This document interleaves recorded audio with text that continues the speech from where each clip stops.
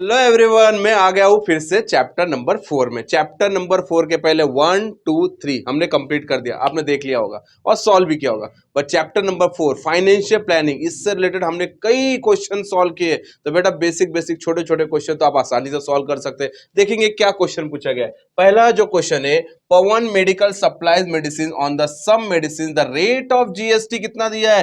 Rate of GST दिया है 12%। Okay, आगे क्या करना है? What is the rate of CGST and SGST? बच्चों 2020 में आया हुआ एक मार्क्स का क्वेश्चन सबने फ्री में लिया होगा। जीएसटी 12% है ना, जीएसटी 12% है, तो बेटा ये सीजीएसटी क्या होगा? सर उसका आधा होगा, तो कितना? 6% ऑफ सीजीएसटी और 6% ऑफ एसजीएसटी। तो यहां पे लिखेंगे CGST is equals to SGST is equals to 1/2 into GST. मतलब सीजीएसटी और एसजीएसटी दोनों इक्वल होता है किसके? जीएसटी का हाफ। तो जीएसटी का हाफ कितना होगा? ये अगर 12 है तो ये हो जाएगा पूरा 6%। तो 6% यहाँ पे एसजीएसटी होगा और 6% यहाँ पे सीजीएसटी होगा। तो देखिए आसानी से निकाल लिया आंसर इसका।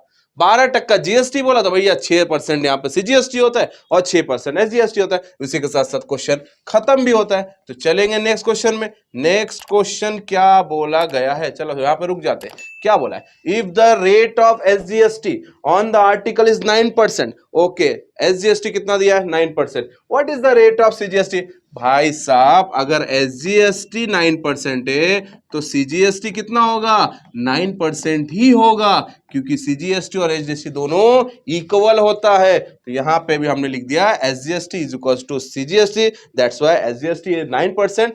दैट्स व्हाई हम यहां पे बोलेंगे कि सीजीएसटी भी 9% होगा। आगे बढ़ेंगे, आगे बढ़ेंगे। क्वेश्चन नंबर 3 क्या दिया है? 1 मार्क्स में बहुत मजा आ जाता है, 1 मार्क्स के क्वेश्चन फटाफट सॉल्व हो जाते। How much GST is to be prepared, sorry, how much GST is to be paid on an ice cream? अच्छा, आइसक्रीम पे कितना जीएसटी है?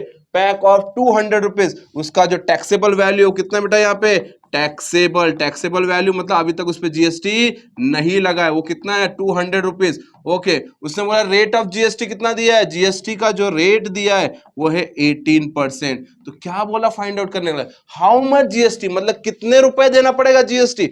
200 रुपए का 18% देना पड़ेगा। तो 200 का 18% मतलब 200 into 18 upon what? 18 upon 100, right ना? आप क्या लिखेंगे?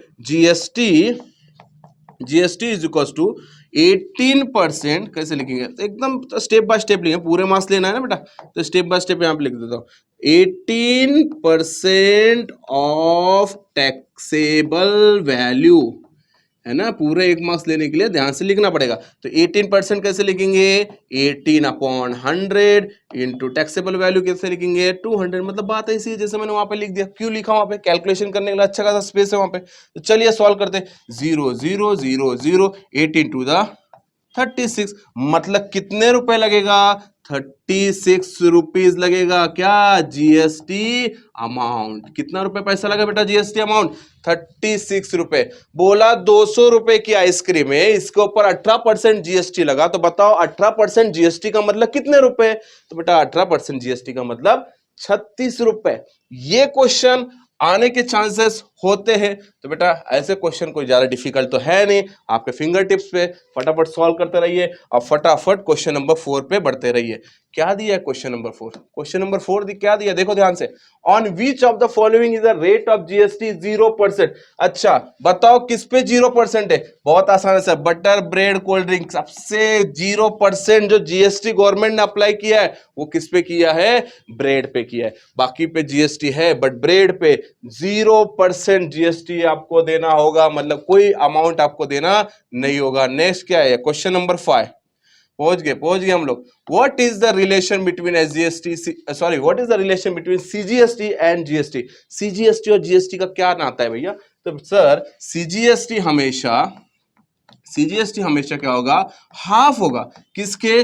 जीएसटी के। तो हम ऐसे लिखेंगे CGST always half of GST. यही नाता है ना, यही तो नाता है इसका कि सीजीएसटी हमेशा जीएसटी का क्या होगा, हाफ होगा। तो ये दोनों में रिलेशनशिप सिर्फ यही है, हाफ का। वैसे अगर एसजीएसटी का बोले होते तो हम बोलते भैया ये भी हाफ होता, और सीजीएसटी और एसजीएसटी का रिलेशन बोला पूछा होता तो हम क्या लिखेंगे, सीजीएसटी एंड एसजीएसटी दोनों इक्वल होते हैं और दोनों किसकी वैल्यू होती है, हाफ ऑफ जीएसटी की वैल्यू होती है। ऐसा आपको एलोबरेट करना होगा। तो यहाँ पे जो पूछा मैंने लिख दिया, CGST SGST half of GST होता है, वर्ड्स में भी लिख दिया, वर्ड्स में लिख दो, बात खत्म करो, 1 मार्क्स ले लो। चलो क्वेश्चन नंबर 6 पे आ जाओ। क्या दिया क्वेश्चन नंबर 6? ओहो लास्ट क्वेश्चन है। क्वेश्चन नंबर 6 देखो, the taxable value of article is 800 rupees. अच्छा बच्चा, टैक्सेबल वैल्यू तो लिख लेता मैंने यहाँ पे, जो गिवन दिया फटाफट ले लो। देखो ध्यान से सारी चीज वो तब लिखना है जब आपके पास गिवन दिया हो, पहले लिख लो, पहले हमेशा लिख लो ध्यान से, ठीक है। ऐसे में फटाफट आंसर निकाल लो, पहले लिखो गिवन क्या दिया, how much of GST is 5%। अच्छा मतलब 800 रुपए पे 5% अगर जीएसटी लगता है तो कितना पे करना होगा, 5% मतलब कितना, 5% मतलब कितना। तो हम कैसे लिखेंगे, GST amount is equals to 5% of किसका, 800 का ना 500, सॉरी 800 का 5%, तो 5% को कैसे लिखेंगे, 5/100 इंटू 800, 0,000, 5/8 मतलब 5% का अर्थ है कि 40 रुपए जीएसटी पे करना पड़ेगा। मतलब किस पे, 800 रुपए पे 5% का मतलब है 40 रुपए। तो उसने वही पूछा था, taxable value of article is 800, how much GST at the 5% to be paid. ओहो भाई साहब, यहाँ पे 40 रुपए देना होगा। जब भी आपको जीएसटी अमाउंट निकालने बोले तो बेटा याद रखो, जो परसेंटेज दिया है वो परसेंटेज लिखना है, और टैक्सेबल वैल्यू जो दिया है वो टैक्सेबल लिखना है। और फटाफट कैलकुलेशन तो आसान है ना, बड़े बड़े क्वेश्चन सॉल्व किया सर, ये छोटे छोटे कौन सी बड़ी बात है। और देखो कोई क्वेश्चन दिया है क्या यहाँ पे, नहीं दिया है, मतलब अरे दिया भाई साहब, देख लो ऐसा यहाँ पे दिया है। क्वेश्चन नंबर 7 क्या है, ध्यान से देखते हैं। Ajay electronic paid GST 2000 rupees. ओहो, Ajay electronic paid GST 2000 rupees at the time of purchasing of electrical item, it collect 2500 rupees. अच्छा परचेस के लिए दे रहा है, परचेस के लिए अजय कितना दे रहा है जीएसटी, यहां पे मैं लिखता हूं परचेस के टाइम जो जीएसटी दिया उसकी बात कर रहा हूं ना। परचेस के टाइम अजय जीएसटी जो दे रहा है, तो यहां पे मैं लिखता हूं परचेस जीएसटी कितना दे रहा है, 2000 रुपीज। अच्छा चलो ये भी लिया है, गिवन जो दिया मैंने हमेशा कहा कि आप पहले लिख लो, at the time of purchase, purchase के टाइम कोई तो इलेक्ट्रॉनिक की चीज खरीदी अजय ने, ये समझो पेन लिया, तो अजय ने जब इसको खरीदा तो उसको 2000 रुपए जीएसटी दे दिया, किसको, दुकानदार को, ठीक है, 2000 रुपए जीएसटी दिया परचेस के टाइम।